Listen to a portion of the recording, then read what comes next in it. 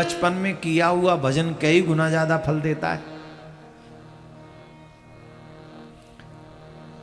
हमारे यहां तो ये सिखाया जाता है भजन सिर्फ बुढ़ापे में करना चाहिए, सिखाया जाता है ना। अभी कोई भजन की उम्र है, अभी कोई कथा की उम्र है, अभी कोई तीर्थ की उम्र है। तो बोले कब है उम्र? बोले बुढ़ापे में यही करेंगे। ईमानदारी से बताओ बुढ़ापे में होता है भजन? बाथरूम में नहाने के लिए गए, थोड़ा सा चिकना था, पांव फिसल गया, रीढ़ की हड्डी टूट गई, कर ले भजन? कर हो तो भजन होगा वो? नहीं, हंसी नहीं, ईमानदारी से बताओ भजन होगा? हाथ की हड्डी टूट गई, चलो रीढ़ की छोड़ देते हैं, बच जा रही तू, हाथ की टूट गई, अब भजन होगा? प्लास्टर होगा कि भजन होगा? जवाब दो। माथे में दर्द है, नींद नहीं आई ढंग से, सर दर्द कर रहा है, और सर दर्द कर रहा है, नहा तो लो, भजन कर लेना। अरे तुझे भजन की पड़ी है, मेरा सर दर्द कर रहा है। सही बताओ, भजन करेगा कि सर दर्द की दवाई लेगा? बुढ़ापे में इतने रोग लग जाते हैं, इतने, क्योंकि शरीर कमजोर हो जाता है, इंद्रियां शिथिल हो जाती हैं। इंद्रियां शिथिल होने के बाद रोगों को निमंत्रण दे देती हैं। भजन की तो छोड़िए, भोजन भी नहीं भाता है कई बार। कहां से करेंगे भजन? अगर सबसे सॉलिड भजन हो सकता है तो बचपन में हो सकता है, प्योर भजन जिसको कहते हैं। बच्चा जब भजन करता है ना, उसका भजन प्योर होता है। उससे थोड़ा कम भजन जो है जवानी में होता है। जवानी में भी बैठ सकता है 2-2.5 घंटे 3 घंटे आराम से पालती मार के, अगर बैठ गया। कल रात में ग्रहण में किस किस ने भजन किया?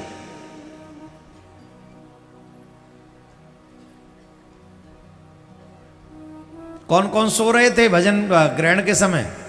ऑलमोस्ट दुनिया सो रही थी। मत उठाओ हाथ, हमें भी शर्म आ जाएगी कि हम भी बैठे हैं तुम्हारे साथ। हम कल कह के गए थे भजन करना, फिर भी सो गए होंगे। खैर तुम जानो, भगवान सबका भला करे।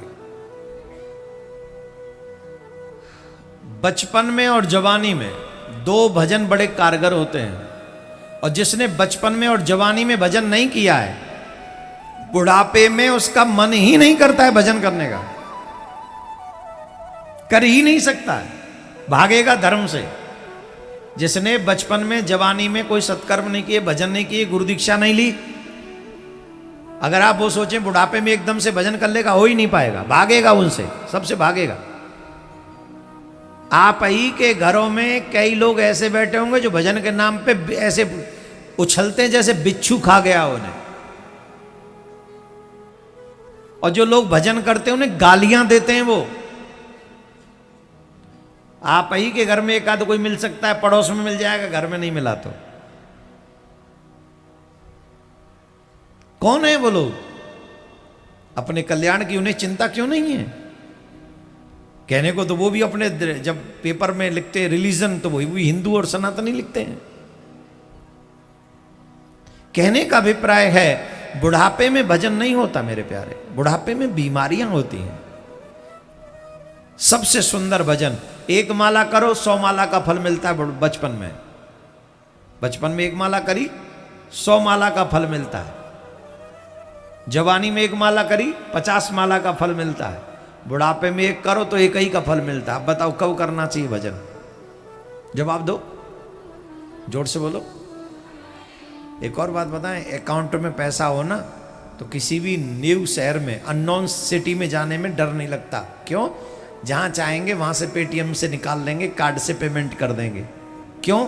क्योंकि हमारे अकाउंट में पैसा है। सही है गलत है? और अगर अकाउंट में पैसा ना हो, शहर में कोई जानकार ना हो, घर से कोई सामान लाए ना हो, रात हो गई हो, अब बताओ क्या करोगे?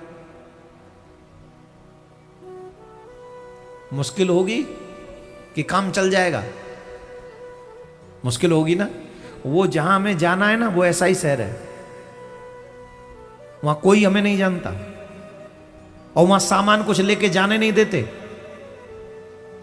वहां तो अकाउंट में धन होना चाहिए, वो धन ही है नाम। भगवान का भजन ही धन है। अगर वहां अकाउंट में वो धन है तो तुम वहां नहीं रोओगे, वहां नहीं पछताना पड़ेगा, वहां दुखी नहीं होगे तुम। और जितने भी माँ बाप बैठे, क्या तुम ये चाहते हो तुम्हारा बच्चा खाली हाथ जाए वहां?